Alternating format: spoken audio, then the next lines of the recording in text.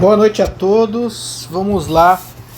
Resolução aí, quer dizer, né? A minha resolução que eu estou compartilhando com vocês aqui da atividade avaliativa da semana 3 da disciplina Matemática Financeira.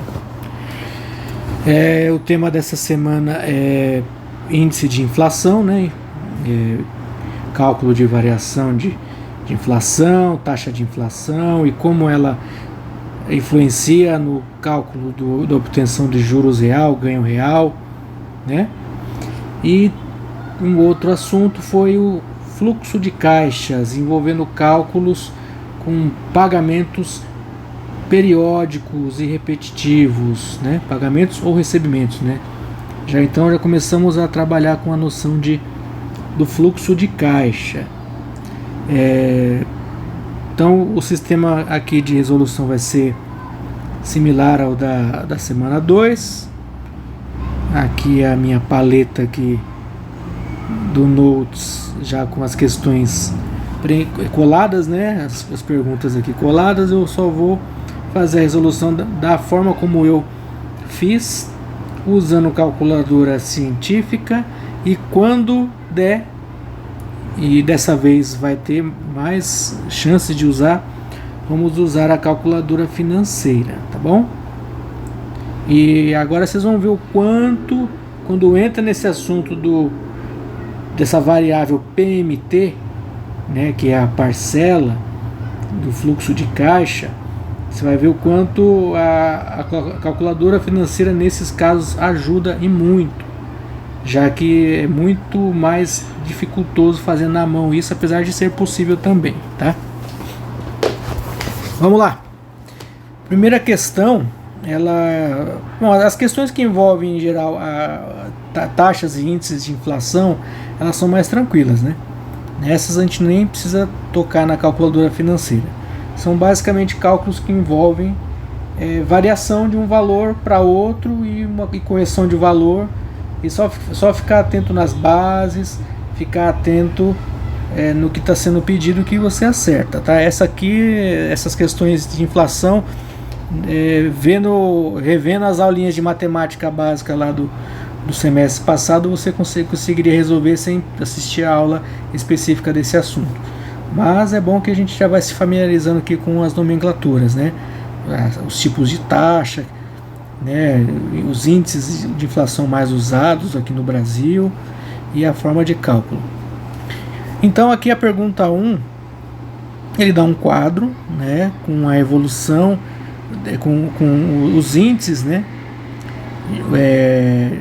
do IGP, né, mês a mês. O que é esse 1.110, 1.127? Esse é o preço de uma cesta teórica de produtos, calculado mês a mês, e naturalmente o valor dessa cesta ela varia ao longo do tempo. Quase sempre ela aumenta, às vezes ela se mantém, às vezes ela diminui um pouco, mas a tendência é que né, no Brasil, né, a gente até viu aí nos últimos anos aí uma tendência de deflação, né? Talvez vocês devam ter ouvido muito falar nos últimos 2 anos, principalmente, né? Alguns índices apontaram deflação, mas o normal no longo prazo é sempre os valores aumentarem. Isso não é só no Brasil não, em qualquer lugar do mundo, tá?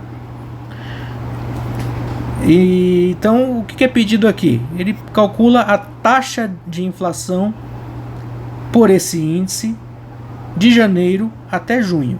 Janeiro até junho ele já deu aqui: janeiro, fevereiro, março, abril, maio, junho. Como aqui nós estamos trabalhando com os índices, e ele dá mês a mês, ele quer saber a variação entre o primeiro período e o último período. Basta eu calcular a variação do último em relação ao primeiro. Simples assim, tá? Nós temos até aqui, nem acho necessário, mas eu tenho aqui anotado as fórmulas, né, como eu sempre faço. Então o cálculo da inflação, da taxa de inflação, é obtido até por essa fórmula aí. Parece complicado, né? Mas nada mais é que você pegar o preço ou o índice de um período, dividir pelo período anterior que você deseja e o resultado é menos 1, né? Aí você vai obter a taxa de inflação do período. Pois isso aqui.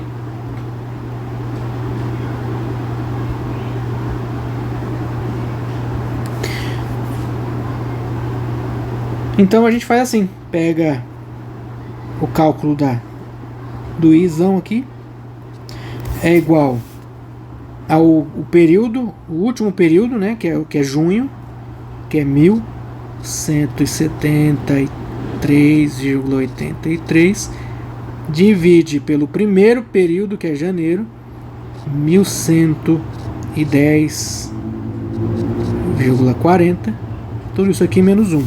Vamos aqui na nossa calculadora científica. 1173,83 dividido por 1110,4 igual, dá 1,0571 menos 1, 0,0571. Isso aqui está em valor unitário. Taxa normalmente a gente dá em valor percentual, então a gente multiplica por 100, tá? Então a resposta aqui é 5,71% ao período, tá? Não é ao mês, é ao período. No caso aqui é ao semestre, né? Belezinha? Facinha essa, né?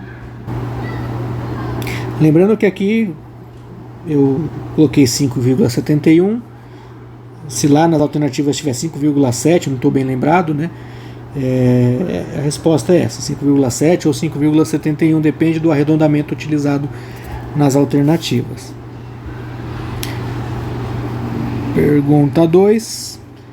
Aqui o seguinte, algumas questões aqui eu copiei, mas na hora que eu colei, comeu parte da questão, tá? Deixa eu ver se eu consigo lembrar como é que era essa aqui. Aqui é o seguinte, tá? Aqui, eu recuperei aqui nas minhas outras anotações, comeu bastante aqui, né, da questão. Ele dava o rendimento nominal de um título em um determinado mês, que era de, deixa eu pegar aqui na anotação, era de 1,02% ao mês. Então já vou anotar aqui, ó, o rendimento chamado real foi de 1,02% ao mês em determinado período. Só que ele informa também que a inflação nesse mesmo período pelo IPCA foi de 0,41. Aí ele pede para apurar a taxa real de juros, isto é, livre de influências inflacionárias desse investimento nesse mês de novembro, né?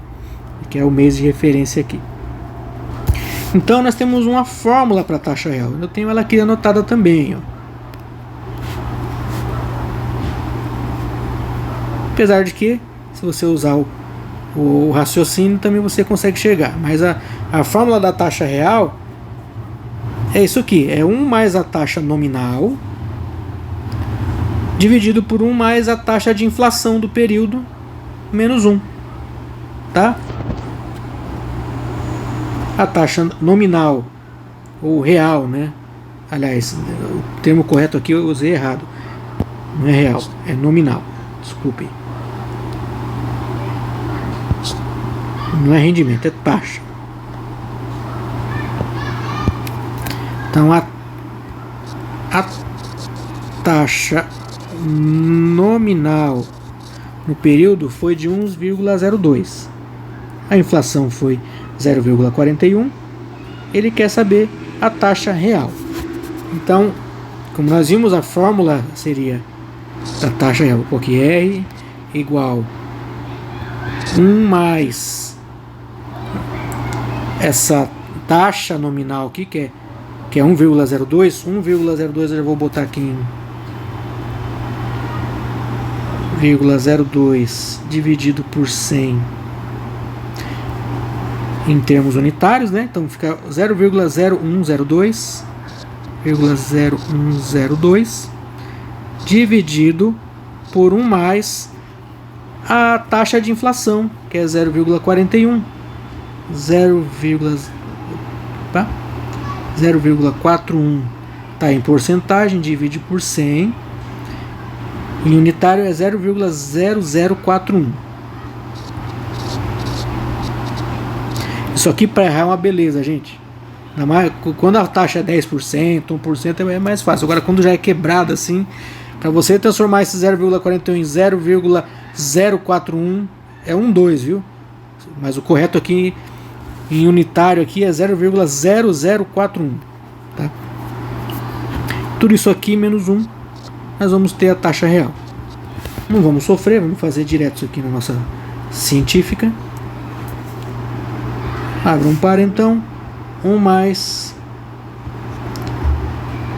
0,0102 dividido por 1 mais 0,0041 fecho igual 1,0060 menos 1 0,0060, só que está em unitário isso aqui, né?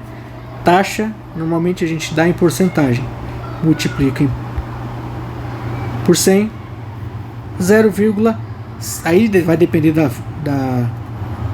arredondamento. Eu diria que isso aqui é 0,61.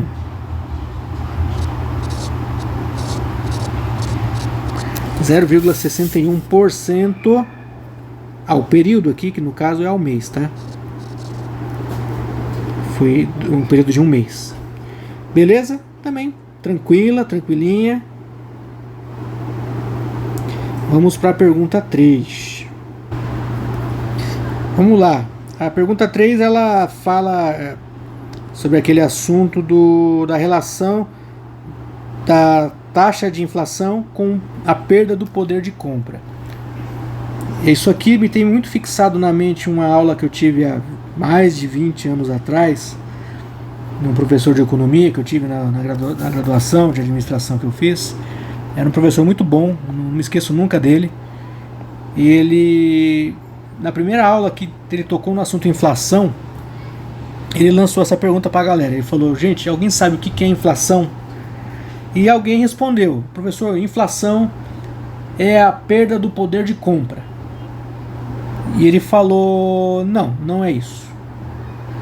A perda do poder de compra é uma consequência da inflação. A inflação é o aumento generalizado nos preços. Isso tem como consequência a perda do poder de compra. Na hora você fica meio confuso. Pô, mas isso não é a mesma coisa? Evidentemente que se os preços aumentam de forma generalizada, o poder de compra da população assalariada diminui. Só que não é na mesma proporção.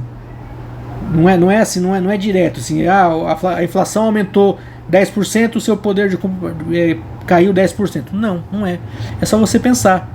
Se a inflação aumenta, se a inflação dobra no período, se você tiver uma inflação de 100% no período, ou seja, o índice, o IPCA deu 100% em um ano. O poder de compra, ou seja, aquilo que você comprava com R$1.000 antes de apurar essa inflação, ao final do período você passa a comprar metade. Ou seja, você perdeu metade do poder de compra. Ou seja, a inflação cresceu em 100%, ou seja, dobrou. Só que o meu poder de compra caiu pela metade. Sacou? Então, isso aqui ele é determinado e comprovado por essa formulinha que a gente tem aqui, ó. Que é justamente, deixa eu ver se eu acho ela aqui.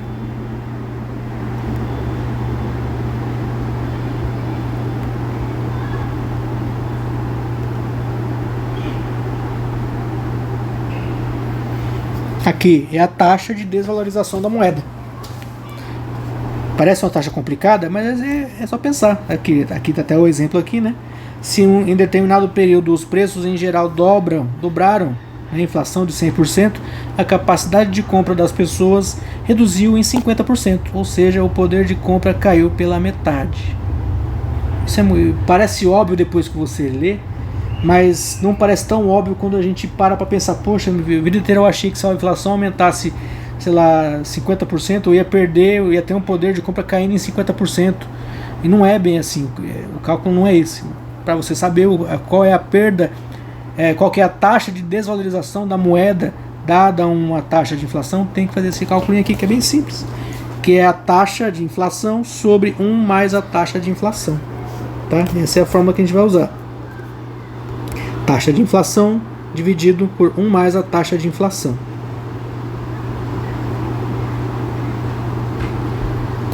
Aqui nós temos a taxa de inflação, que é 10,06, né? Então TDM, né? TDM igual taxa de inflação, vamos colocar ela sempre em unitário, né? 10,06 dividido por 100, 0,1006 dividido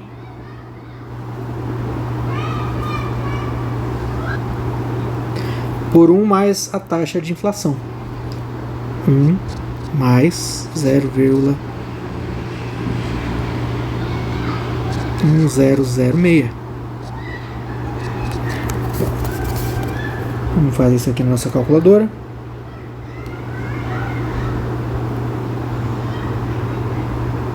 Zero vírgula 1006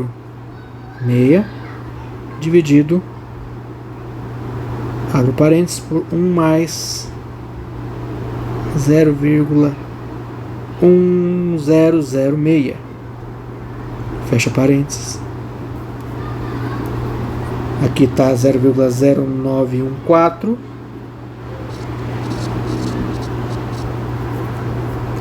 vezes 100, né? Vamos trabalhar sempre no formato percentual, igual a 9,14. Então, uma inflação, porcento, né?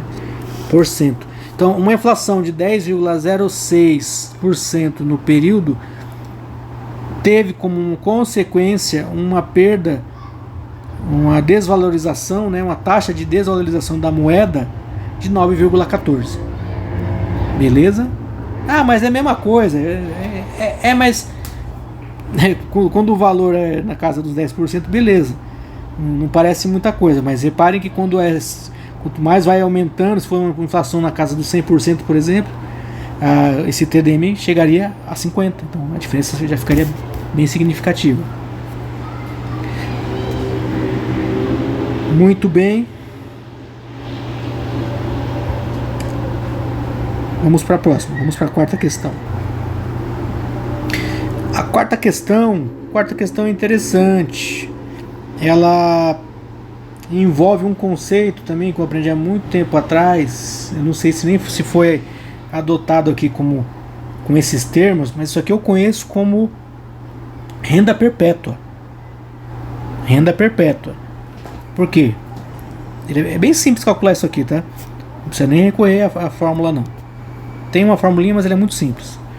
Talvez a mais fácil de se decorar na matemática financeira, mas talvez não a mais fácil de se entender o conceito. Mas depois que você pega o jeito, a gente entende. Ó. Aqui diz, um corretor de imóveis quer estimar o valor de um apartamento que gere uma renda de R$ 4.600 por mês. Então, ó, imagina uma pessoa que já está lá, já quer se aposentar. Ela fala, puta, eu já recebo o meu benefício, eu quero só mais uma rendinha ali de 4.600 por mês para complementar, já fiz uma poupança, já tenho um valor investido. O que eu faço com esse dinheiro que eu guardei ao longo da minha vida, que eu posso investir, que eu vou ter uma renda garantida de 4.600 por mês, né? E isso é o que se chama de renda perpétua. tá? Então ele quer lá um apartamento que gere 4.600 por mês. Em suas aulas de matemática financeira na graduação, ele sabia que uma boa estimativa para esse valor de referência seria o valor presente de um fluxo de pagamentos indeterminado. Aqui ele chama de fluxo de pagamentos indeterminado. Tá? Isso aqui é a mesma coisa que renda perpétua. Por que perpétuo? Porque é para a vida toda, ou, né, ou até o cara juntar os pés. Mas assim, em teoria, ele é por prazo indeterminado. Como a taxa de referência que ele tomou foi a taxa Selic do último mês, que era igual a 0,38%, né?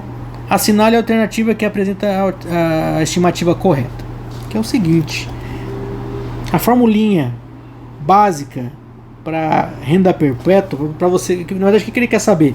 Ele quer saber qual é o valor desse imóvel, do imóvel, dada essa taxa de 0,38, ou seja, qual que é o valor do investimento dada essa taxa, que ele deve investir, né, para poder obter essa renda perpétua de 4.600 por mês. Então, a renda perpétua, eu vou chamar isso aqui de RP. A renda perpétua, aliás, não é renda perpétua. A renda perpétua já está aqui, né? 4.600. O que ele quer é o valor presente. O que ele quer é o PV. Ou seja, qual que é o valor do investimento que ele deve fazer hoje, dada essa taxa aqui de referência, né? Para obter essa renda de 4.600 por mês. Isso aqui a gente faz o seguinte, ó.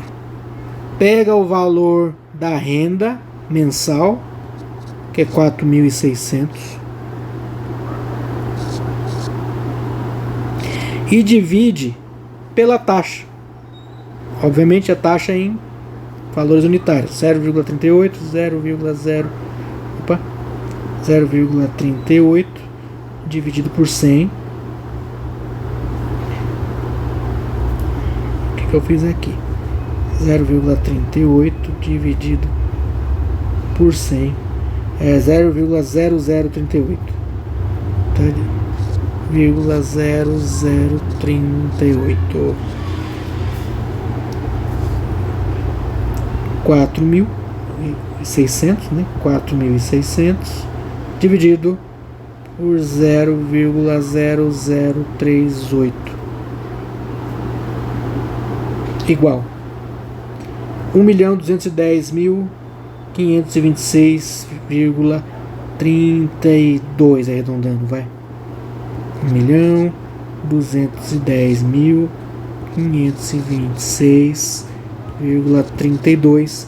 Esse é o valor do investimento que ele tem que fazer hoje, dada essa taxa de 0,38, esperando obter uma renda mensal de 4.600 por mês para o resto da vida, mantendo essa taxa, né, nesse patamar. Evidentemente, se a taxa aumenta, isso aqui muda, se diminui também. Mas é isso. Teoricamente, dada essa taxa aqui, 0,38, para ter esse rendimento perpétuo de 4.600, o investimento que ele tem que fazer hoje, no valor presente hoje, é de 1.210.526,32. Só isso. É só isso. Tá? Essa aqui é bem tranquila, de matemática financeira, assim, envolvendo fluxo de caixa. Esse tipo de questão é que você, entendendo o conceito, é que você resolve de maneira mais rápida, certo? Bom, vamos lá, vamos para a pergunta 5. Vamos lá, a 5 é o seguinte, ela é trabalhosa, porque ela envolve aquele conceito de carência, tá? Então a fórmula da carência, ela é um pouco longa, é chata, tal, mas tem um outro jeito de fazer que eu vou mostrar para vocês. Nessa outra forma de fazer eu vou usar a HP12C, poderia usar a fórmula também, importante é o conceito. Usando aqui a fórmula de carência, eu vou usar eu vou usar a fórmula mesmo, tá? Seguinte, ó, aqui diz que Manuela queria comprar mais um forno para expandir a capacidade da padaria, ou seja, ela quer fazer uma expansão no negócio dela. Só que ela não tem a grana ali, então ela precisou pegar um empréstimo. A financeira ofereceu um empréstimo pago em 6 parcelas, então nós temos aqui já o N, que é 6, né? Há uma taxa de juros compostos de 1,5% ao mês. Então nós temos aqui que é o N, taxa de juros compostos de 1,5% ao mês. Como a padaria atualmente está parada para reformas, ela negociou uma carência de 2 meses, começando a pagar somente no 3º mês, né? Opa, peraí, se a carência é de 2 meses, então ela começou a pagar no 3º mês, a carência não é de 3 meses? Não, né? Porque o fluxo padrão de pagamento já é iniciando no 1º mês, né? A não ser que fosse informado que o fluxo não é o padrão, ou seja, fosse um fluxo antecipado, com pagamento com entrada, né? O normal é não se pagar nada na entrada, você paga só no final do 1º período. Então, se a carência é de 2 meses, então você pula para o 3º período, tá? Essa é a carência. Começando a pagar somente no 3º mês, né? Após o recebimento do dinheiro. Sabendo que o forno custava à vista 30 mil, opa, então hoje temos aqui o PV, ó. 30 mil não, 3.035,48. Qual é o valor da... Aqui comeu, mas o valor que ele quer saber é o valor da parcela, tá? Qual é o valor da parcela, tá? Então ele quer saber o PMT, certo? Só que aí é o seguinte, temos essa nova coisa aqui que até então não tinha aparecido, que é a carência, né? Então, quando envolve carência, se vocês voltarem lá no material de vocês, nas aulas que foram dadas, a fórmula da carência é essa, tá? Para você obter o valor, aqui é a fórmula do valor presente, mas claro, né? Se eu tenho valor presente, eu quero achar a parcela, que é o PMT, é só, né, isolar o PMT aqui na fórmula que você encontra do mesmo jeito. Então vamos fazer aqui pela fórmula. Ó, a gente tem o PV, tá? Vou até colocar aqui, ó, o PV aqui, que seria 3.000, né? Vou colocar aqui no fluxo, né? 3.035. Setinha para cima, né? Se ela recebeu essa graninha, ela vai ter que pagar depois, né? Então seta para cima porque ela recebeu 3.035,48. Ela vai pagar aqui, ó, um fluxo aqui, negativo aqui, outro negativo aqui, outro negativo aqui, assim por diante. Aliás, ela não vai pagar esses 2 primeiros, né? Esqueci. Ela só vai começar a pagar aqui no 3º. Um aqui, outro aqui, outro aqui, outro aqui, outro aqui, outro aqui, outro aqui. Ou seja, vai ser 6 vezes, vai ser em 6 vezes, só que ela não vai pagar nada nesse período de carência aqui, ó, entre o mês 1 e o 3, que é a carência de 2 meses que ela ganhou, né? Que ela negociou aí. Você já deve ter recebido propostas assim. Às vezes você vê lá, Chevrolet, não compre carro hoje, espere até amanhã, comece a pagar só em 2025. Pô, será que é um bom negócio isso? Não sei, tem que pensar muito bem com esse tipo de negócio aí, principalmente envolvendo valores altos, tá? Você começa a pagar em 2025, mas isso aí, ó, pode ter certeza que não é de graça não, tá? Isso aí vai entrar na conta dos caras assim. Então vamos lá, vamos achar aqui, vamos jogar os valores aqui na fórmula e vamos encontrar qual que é o valor dessa parcela aqui. Eu vou pausar o vídeo e vou escrever aqui, senão vai ficar muito longo porque é muita coisa. Quando eu terminar de passar os valores, eu retomo aqui. Beleza, voltando aqui, eu já passei os valores que nós temos aqui para a fórmula. Retomando, o que a gente quer encontrar o PMT, né? Essa é a nossa incógnita. Nós temos o valor presente aqui, que foi o valor do empréstimo, que foi de 3.035,48, que é igual ao PMT, que é a parcela, vezes 1 menos 1 mais a taxa, eu já coloquei aqui o 1 mais a taxa, fica 1,0115, né? Porque a taxa de 1,15% a mês, fica 1 mais 0,0115, então já botei direto aqui, 1,0115 elevado a menos n, que é o nosso período, nossa quantidade aqui de pagamentos, né, que é o 6, então são 6 pagamentos, né, então elevado a menos 6, divide pela taxa, em valores unitários, divide por 0,0115, e tudo isso multiplica 1 sobre 1 mais a taxa, né, de novo, 1,0115 elevado ao período de carência, que é o Czinho aqui, que é 2. Tá? Então você vê, é uma fórmula grande, né, mas escrevendo ela certinho, isolando o que tem que isolar, fazendo a conta na ordem certa, você vai achar. O difícil aqui é você decorar essa fórmula aqui. Mas pegando o raciocínio financeiro, a gente resolve isso aqui de uma maneira mais fácil, vocês vão ver. Bom, vamos isolar o PMT aqui, né? PMT igual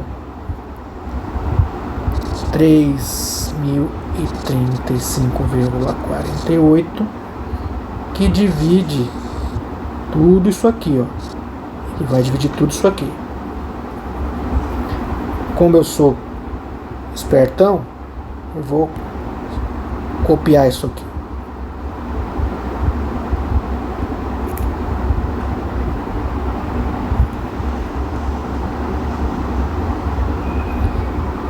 Ai, como eu sou esperto, gente, olha só. Colei aqui. Ficou só uma bosta, né? Eu quero enxergar esse menos 6 aqui, beleza. Tá desalinhado, mas tá vendo aí. Essa é a conta. Vamos fazer essa conta para ver quanto que dá. Vamos jogar na nossa calculadora científica, tá? Vai ficar enorme, mas mais caro. 3.035,48 divide. Aqui eu vou abrir um monte de parênteses aqui.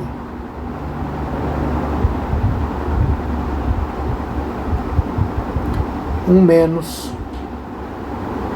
abro outro parênteses, 1,0115, fecho esse parênteses, elevo a menos 6, fecho o parênteses da potência,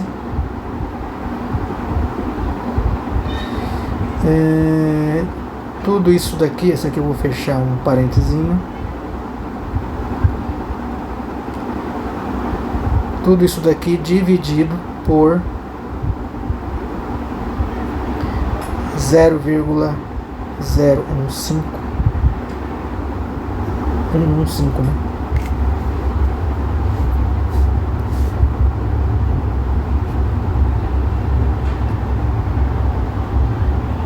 Que multiplica 1, que divide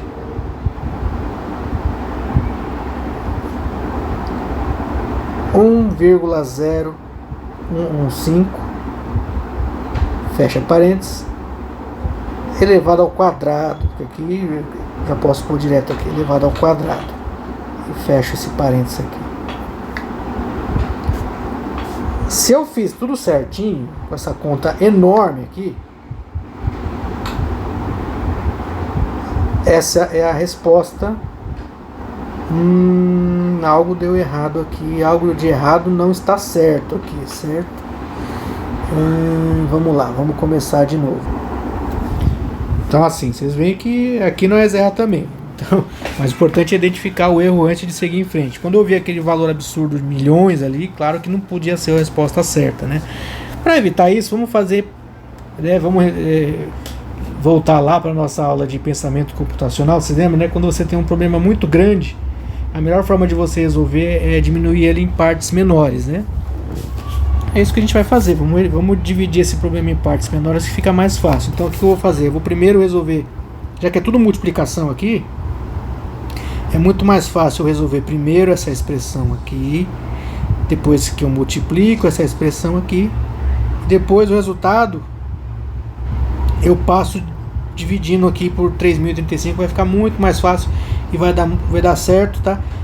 Alguma coisa que eu digitei errado aqui, esse monte de zero aqui, me atrapalhei. E quando você é assim, envolvendo expressões muito grandes, uma vírgulazinha, um zerinho a menos ou a mais que você coloca, ferra tudo. Então vamos fazer por partes que é mais certeiro. Então vamos fazer primeiro isso aqui, o 1 menos 1,0115, fecha parênteses, elevado a menos 6, igual 0,06630, os quebrado, divido pela taxa 0,0115, que é igual 5,76 uns quebrados, que multiplica, abre parênteses, 1, que divide 1,0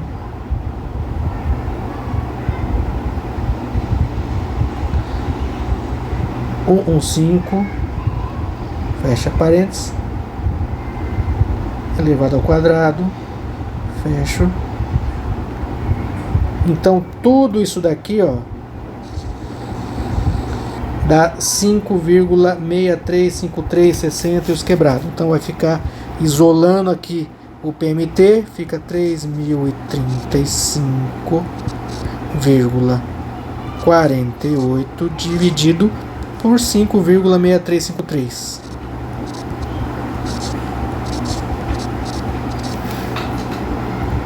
Cinco quatro, vai, já que eu arredondando ali. Quanto que dá essa conta? Isso aqui vai ficar, o que eu posso fazer? Eu posso, para facilitar a minha vida, não dá, esqueço que não dá, 3,0, até de ter errado aqui, né?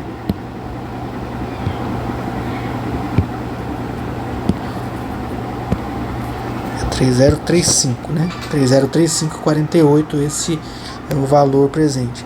3035,48 dividido por 5,6354. Opa. 5,6354 vai dar 538,6465, vai depender do arredondamento. Eu vou considerar 64.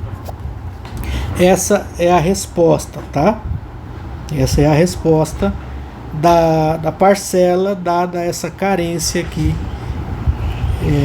calculando aqui pela fórmula quando envolve carência no pagamento, ou seja, um pagamento diferido, né? Quando envolve pagamento diferido, usando essa fórmula, obtemos esse resultado de parcela.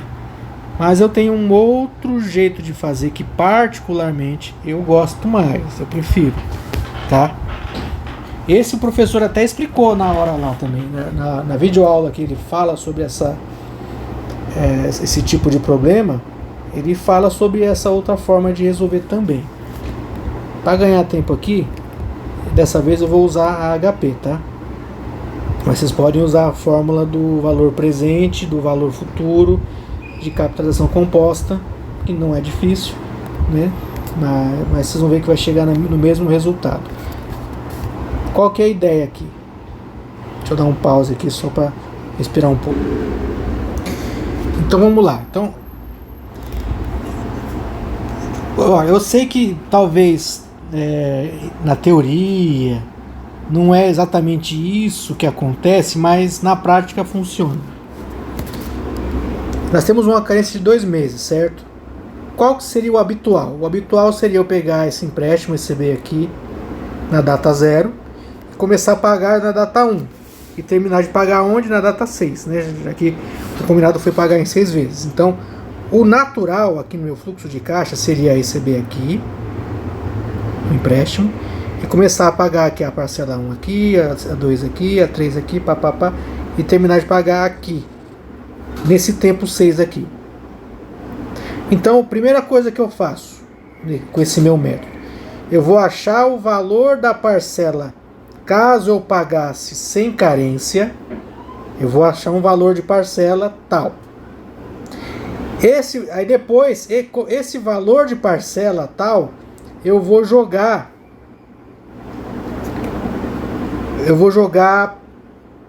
para frente 2 meses, que é o meu valor eu vou capitalizar ele em 2 meses, dada a mesma taxa, que é esses 2 meses que eu estou capitalizando, esses 2 períodos que eu estou capitalizando essa parcela, seria o período de carência. Ficou meio complicado, é mais ou menos isso aqui. É como se eu estivesse trazendo para o valor presente esses valores aqui, e depois jogando o valor da parcela mais 2 para frente. Tá? Parece um pouco complicado, mas não é depois quando a gente faz o cálculo. Veja só. Nós temos aqui o valor presente, certo? Que é o 3.035. Vou usar HP aqui. 3.035,48. Eu vou deixar em positivo mesmo, porque eu estou recebendo um empréstimo, né? Vou chamar ele de PV. 3.035,48 é o PV. Qual que é a minha taxa? A taxa aqui que foi informada, 1,15. Na HP a gente mantém a taxa em percentual mesmo. Clico no I. Qual que é o meu número de parcelas combinado? 6 parcelas. É o meu N. Agora eu clico no PMT. Eu vou achar um valor de parcela de 526,47, tá? Só que esse valor ainda não é o correto, porque o valor, nós temos uma carência de 2 meses. Então o que eu faço? Eu pego esse 526,47 e jogo ele 2 meses para frente, ou seja, eu capitalizo ele 2 meses a juros compostos a essa taxa de 1,15. Então eu já tenho aqui o meu 526,47, mas para garantir, eu vou só anotar aqui, né? 526,47. Então 526,47 eu vou limpar aqui o meu registro, né? FCLX para limpar o registro, né? Para não ficar nenhuma sujeira aqui. Então, ó, 526,47 vai ser o meu PV. O meu N, que é a minha carência, vai ser 2. A taxa é a mesma, 1,15. É o meu I. Agora, eu não quero saber o PMT, eu só quero saber o valor futuro, tá? Então, aqui é um cálculo de capitalização composta, né? Que a gente aprendeu lá na outra semana. Aperto o FV. Olha aí o valor de 538,65. Né? Da mesma coisa. Então, recapitulando, vou fazer uma anotação aqui que a gente normalmente faz, né? Cálculo no HP, a gente faz uma anotação escrita no papel que representa as teclas clicadas. A anotação é a seguinte: 30, considerando que a memória já está limpa, né? 3035,48 é o meu PV. tecla PV. 6 é a minha tecla N, que são o número de parcelas. 1,15 é o meu I, é a minha taxa de juros. PMT, vou fazer aqui porque não está cabendo mais. Tecla PMT, eu vou ter o meu valor de parcela se eu não fosse pagar com carência, que é igual a 526,47. Na verdade, a HP ela vai retornar um valor negativo, já que o valor presente foi positivo, né? O valor da parcela menos 526,47. Aí eu pego esse 526,47. Deixa eu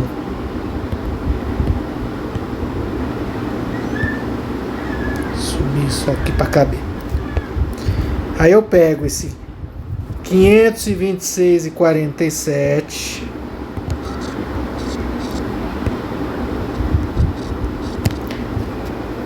positivo mesmo ou negativo, vou deixar ele positivo aqui. 526,47, eu vou capitalizar ele em 2 períodos dada a taxa de 1,15. Então 526,47 PV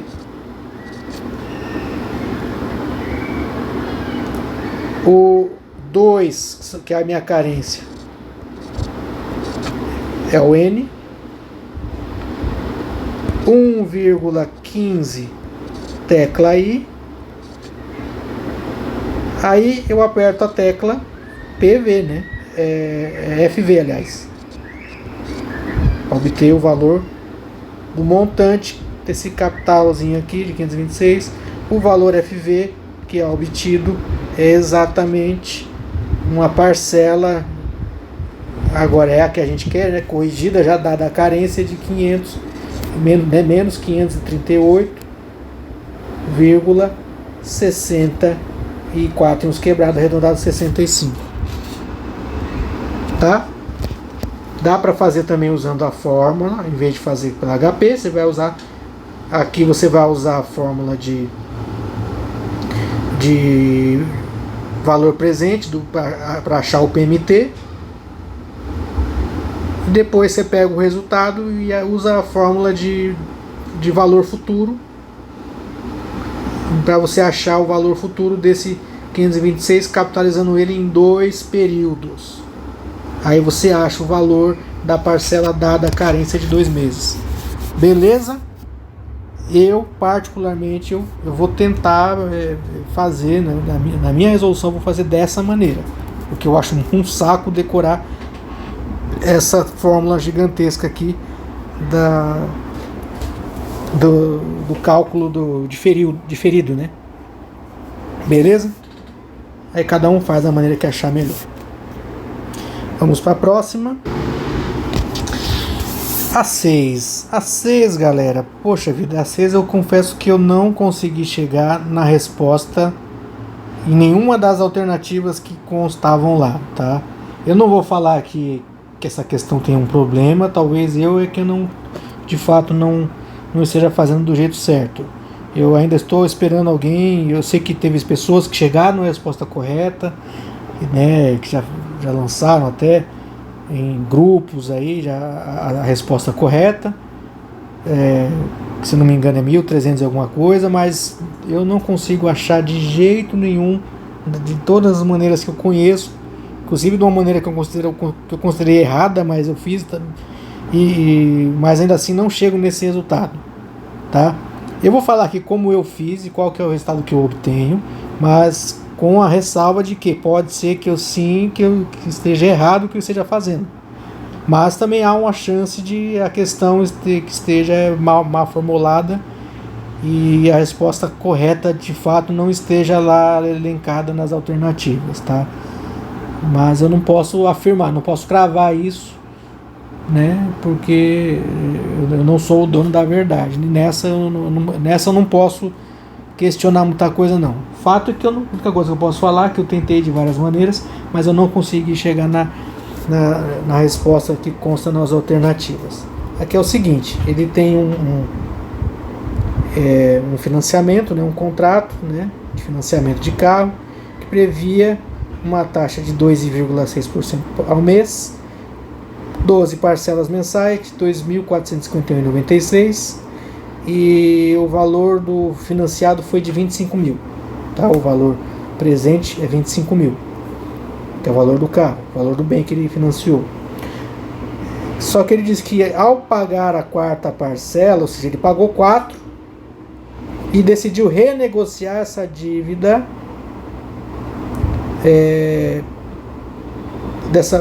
né?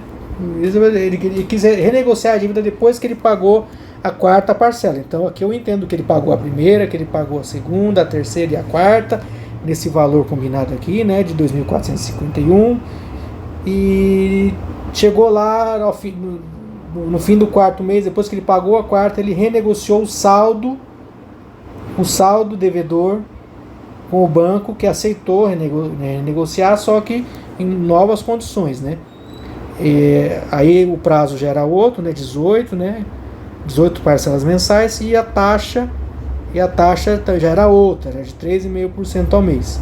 Qual seria esse novo valor de parcela após o refinanciamento? O que eu entendo aqui? O que eu fiz para poder tentar chegar no valor, nesse novo valor de parcela aí?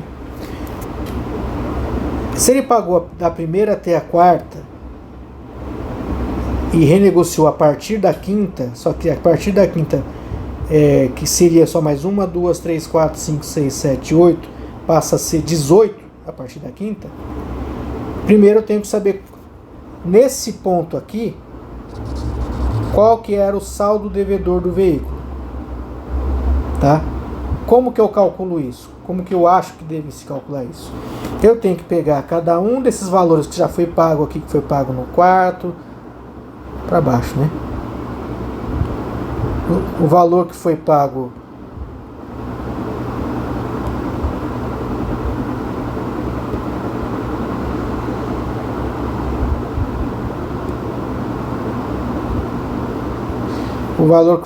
aqui na primeira, na segunda, na terceira e na quarta, e trazer tudo para valor presente.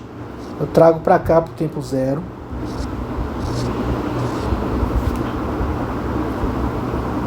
Esse valor corrigido no tempo zero, eu subtraio do valor total do veículo, ou seja, vai ser 25 mil, que é o valor financiado, vai ser isso aqui, 25 mil menos a parcela 1, 2, 3 e 4, corrigidas a valor presente, tá? Isso aqui vai ser o meu saldo devedor. Aí eu pegaria esse saldo devedor e calcularia o valor de parcelas. Acho que agora eu entendi. Pera aí, deixa eu dar um pause aqui, que talvez eu tenha achado onde eu errei aqui nessa questão. Mas deixa eu ver se é isso mesmo. Olha só que interessante. Essa aqui, como eu estava falando para vocês, eu dei um pause aqui, dei uma respirada. Eu não estava encontrando de jeito nenhum a resposta, porque eu estava fazendo errado de fato. Agora eu vi onde que eu estava errando. E olha só aquilo que eu já falei, né, na resolução da semana 2, como é importante a gente fazer esse diagrama de fluxo de caixa, porque ele aguça o nosso raciocínio e nos faz enxergar melhor coisas que a gente não enxergaria se não o fizesse. Tá? E é interessante que quando eu resolvi, eu até fiz o diagrama de fluxo de caixa quando eu resolvi, só que eu não fiz esse desenho que eu estou fazendo aqui para vocês, eu fiz apenas mentalmente. Mas fazendo ele aqui, escrevendo ele na tela aqui, me veio um insight de o que eu estava fazendo de errado e o que eu deveria fazer certo para chegar no resultado correto, que é o que está em tela aqui, como vocês já estão vendo. Mas como nós chegamos nesse resultado aqui? Como eu estava falando, o correto para resolver essa questão é o seguinte: a pessoa pagou da primeira até a quarta parcela e a partir da quinta ela renegociou para um novo prazo de 18 meses, né, em uma nova taxa. Qual seria essa nova parcela, esse novo valor de parcela? O que nós temos que fazer então? Então até aqui está correto o meu raciocínio. Eu trago cada um desses valores que já foram pagos do 1 até o 4, eu trago eles para a data zero, né? E aí eu pego o valor financiado, que é 25 mil, e subtraio desse valor que eu obtive trazendo cada uma das parcelas da data zero, tá? E como que eu faço para trazer, para saber qual é o, ou seja, eu faço isso para saber qual é o saldo devedor do veículo. Como que eu faço então? Eu pego o valor que já foi pago, 4 parcelas de 2.451, multiplico por 4 e esse valor tiro do valor do bem? Não, isso não pode fazer, porque tem que considerar o valor do dinheiro no tempo, né? Tem que considerar a capitalização composta aqui. Então aqui eu posso trazer cada um desses valores aqui de fato, aqui, usando a fórmula do valor presente, ou eu posso usar a fórmula do valor presente, já considerando o valor do fluxo de caixa PMT, né, de 2.451, ou eu posso usar a calculadora financeira. Eu vou usar a financeira aqui para agilizar o processo, mas vocês podem usar as fórmulas também. Então aqui é o seguinte: qual que era o valor da parcela? 2.451,96. Muda o sinal, porque eram valores pagos, né? Isso aqui é o meu PMT. Isso aqui foi a minha parcela que eu paguei até a quarta parcela. Então, se é parcela, então é PMT. Então, ou seja, usando aqui a tecla PMT, eu já vou trazer ao mesmo tempo os 4 fluxos do 1 até o 4. Então, eu vou usar uma fórmula só. Então, 2.451,96, mudei o sinal, PMT. A taxa, até aqui, até a quarta parcela, a taxa combinada era dessa aqui, né? De 2,6, então eu mantenho essa taxa mesmo. 2,6 I. Quantos períodos? Foi do 1 até o 4, então são 4 períodos. 4 N. Valor presente, PV, 9.202,03. Então, recapitulando o que eu fiz aqui, escrevendo aqui as teclas que foram usadas, 2.451,96. Mudo o sinal. Vou aproveitar aqui tudo.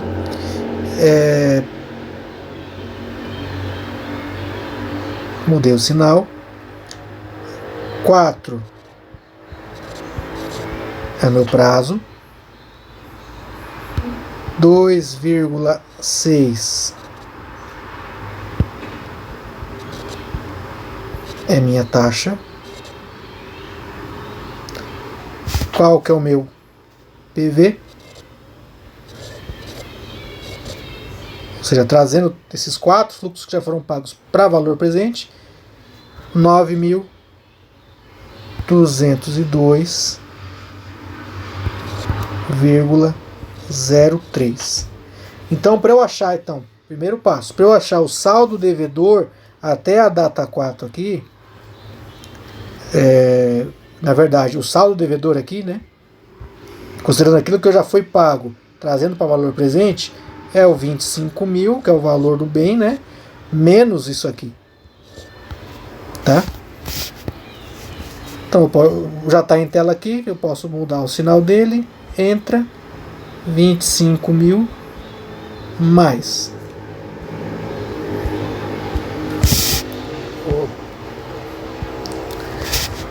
15 mil. Então o saldo, só que aí que estava o meu erro. Esse é o saldo, esse valor de 15.797,97 é o saldo devedor, só que aqui, na data zero. na data zero. Só que quando ele foi feito a renegociação,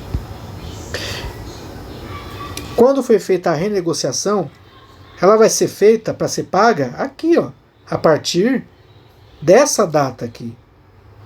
Então eu não posso considerar esse valor na data zero. Isso aqui, ó, é na data zero. Eu tenho que considerar esse valor aqui na data 4. Porque eu vou começar a pagar lá na data 5. Então eu tenho que trazer de volta esse 15.797,97, voltar ele lá para a data 4. Aí, por que não para a data 5? Não, é para a data 4. Porque aí é aqui que eu fiz a minha renegociação para começar a pagar na data 5. Mas a minha renegociação foi feita aqui, na verdade. Aqui foi feita a renegociação. Desculpem as pausas aqui, toda hora eu pausando aqui. Tem criança em casa, toda hora elas abrem a porta. Eu tenho que parar aqui para ver o que elas querem. Então é isso. Então, o que eu tenho que fazer? Eu tenho que considerar esse valor do saldo devedor que eu trouxe aqui para a data 0, jogar ele lá para a data 4. A que taxa? A princípio é essa taxa aqui, ó, porque até a data 4 a taxa combinada era de 2,6. Então o que eu faço? Eu pego esse 15.797, deixa eu limpar tudo aqui para não ter erro. Ó, 15.797,97. Vou deixar ele positivo mesmo. PV, né, porque ele está lá na data 0, é o valor presente. Eu vou levar ele 4 períodos para frente. 4N. A que taxa? A taxa que era combinada aqui até então. 2,6 I. Qual que é o valor futuro? Ou seja, lá na data 4, qual que é o valor do saldo devedor do veículo? Não é mais 15 mil. Lá na data 4 é 17.506. Então esse era o meu erro. Eu já estava fazendo a renegociação em cima do valor de 15.700. Esse foi o meu erro. Que vocês nem chegaram a ver aqui porque eu acabei descobrindo o erro antes de passar para vocês a forma como eu tinha feito. Mas é isso. Então agora eu pego esse valor corrigido na data 4, o valor do saldo devedor do carro, corrigido para a data 4, que é de 17.506,15, né? Então, levando isso aqui lá para o período 4, fica, deixa eu escrever aqui, ó, 17.506,15. Isso aqui é na data 4, tá? Deixa eu limpar tudo, é sempre bom limpar todo o registro da financeira, tá? Senão fica coisa aí que a gente não deseja e a conta não dá certo. Então eu vou fazer 17.506,15. Isso aqui vai ser o meu novo PV, né? O meu PV lá na data 4, que agora eu vou considerar a partir daqui para 18 meses à frente. A partir daqui, né? Lá para 18 meses.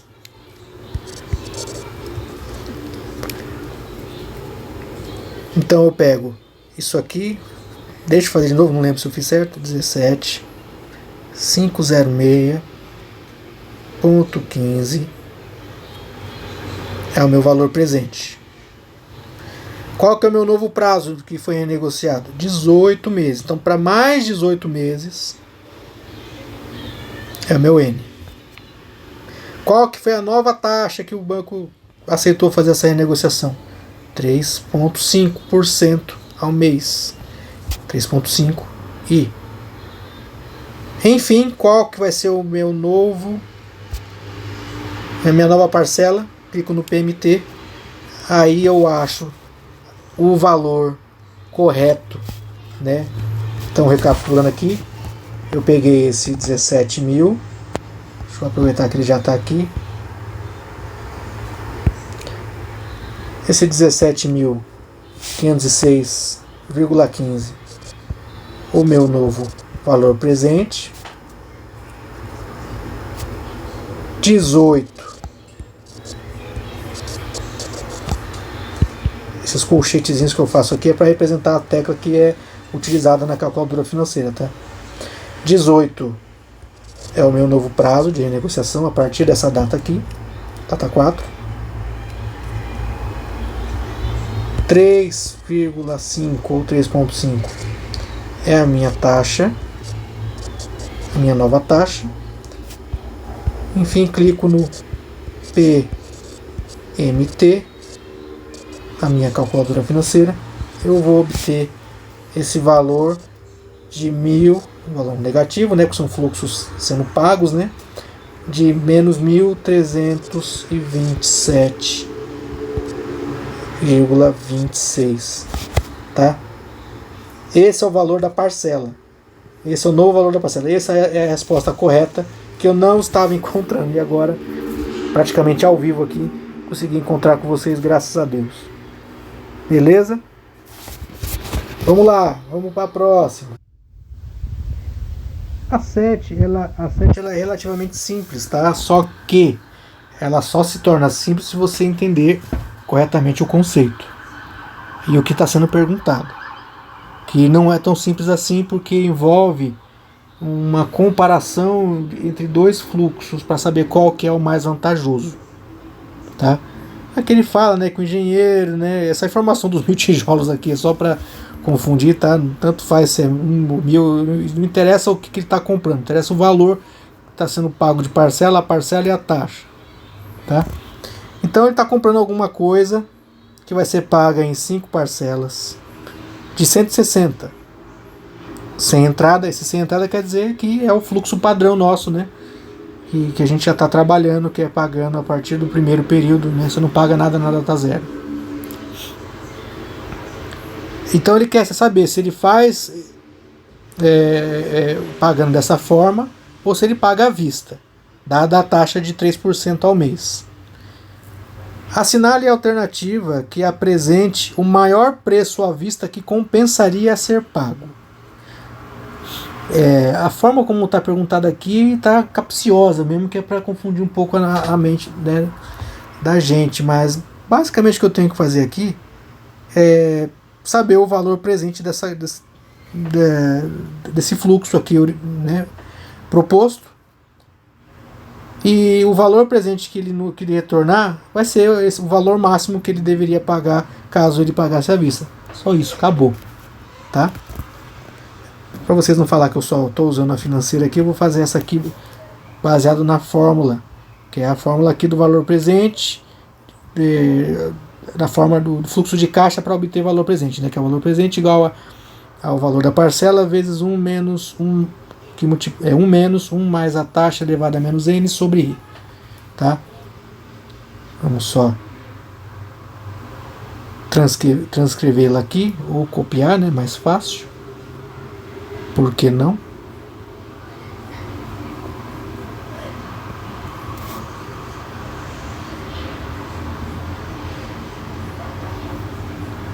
Afinal, como eu já falei para vocês, eu também não decoro tudo isso aqui de cara, demora bastante para eu decorar, se é que eu vou decorar isso aqui. Substituindo os valores aqui que nós já temos nessa fórmula, nós vamos encontrar o valor presente. Vamos lá. Então fica PV igual o valor da parcela que já foi dado, que é 160, que multiplica 1 menos 1, já vou botar direto aqui, 1 mais a taxa é 3% também, então fica 1,03. 1,03, né, é ao mês, e o prazo é 5 parcelas, imagina que são 5 mensais, né? Isso aqui é elevado a menos 5, tá? Tudo isso sobre o valor da taxa, um valor unitário 0,03, que é 3%, certo? Fazendo essa conta, a gente vai achar o valor presente, né? Vamos fazer aqui, vamos fazer de trás para frente, né? Vamos resolver primeiro isso aqui, aí a gente multiplica 160, fica mais fácil. 1 menos, abre parênteses, 1,03, fecho, elevo a menos 5, fecho parênteses.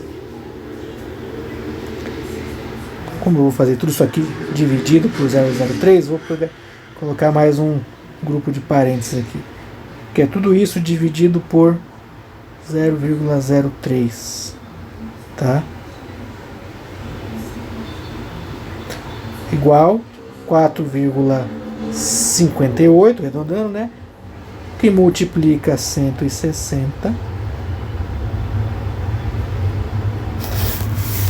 Resposta 732,75.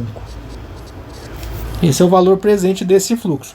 Ora, se esse é o valor presente desse fluxo aqui, pagando 5 parcelas de 160 a 3% ao mês, para ele só compensaria pagar à vista se fosse pago nesse valor.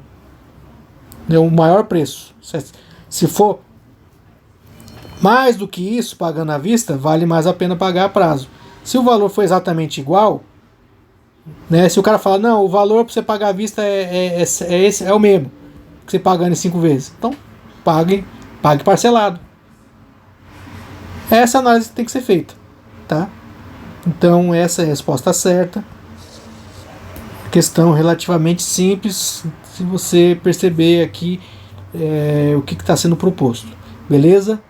1h12 quase, nosso vídeo mais longo até agora. Eu achei que ia ser menos, mas é isso aí.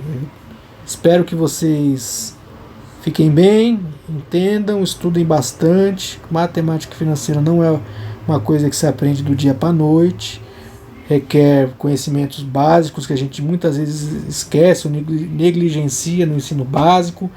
Mesmo quem já viu, mesmo eu que já vi isso aqui trocentas vezes na minha vida, eu tenho que recordar, retomar o raciocínio, desenhar fluxo para ver se está fazendo certo, retomar a fórmula, que eu quase nunca decoro, porque nos meus outros cursos acabei viciando usar a financeira mesmo.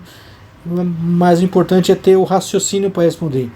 Gente, calculadora financeira não resolve nada sozinha para a gente, tá? Se você não tiver raciocínio, como esse, por exemplo, aqui, de usar o fluxo, entender o que está sendo pedido, a financeira sozinha não vai fazer nada. Nem a científica, nem as fórmulas, tá? Então você entendendo, seja ela pela fórmula, seja ela pela científica, mas chegando no resultado, é o que importa, ao meu ver, né? Na hora da prova lá, provavelmente a gente vai ter que saber decorar a fórmula ou fazer uma colinha marota de fórmula para poder resolver esse tipo de questão. Mas mesmo com a colinha da fórmula, meu amigo, se você não tiver mentalizado o caminho para chegar na resposta, não tiver com raciocínio apurado e bem treinado, você não vai chegar do mesmo jeito. Nem você e nem eu. Quando eu falo você, eu falo eu incluso, tá? Não estou menosprezando ninguém. Beleza, gente? Então é isso aí. Paciência, muita paciência a todos, muito estudo e espero que ajude, que contribua no estudo de vocês aqui a resolução dessas questões. Beleza? Fiquem com Deus. Até a próxima.